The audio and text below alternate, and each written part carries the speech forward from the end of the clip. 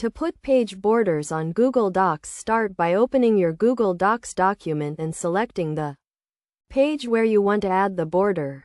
Go to the top menu and click on Insert, then select Table and choose the option for a one-cell table that spans the entire page. Next, go to the top menu and click on Format, then select Table and choose the option for Table Properties. In the Table Properties menu, you will see an option for border width and an option for border color.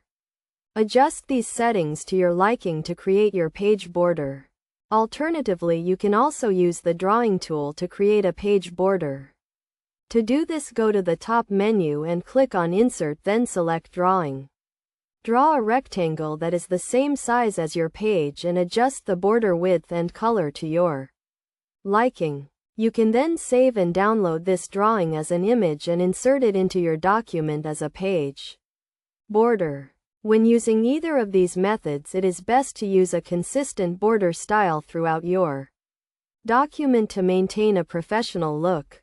It is also a good idea to use a border that is not too wide or distracting, as this can take away from the content of your document.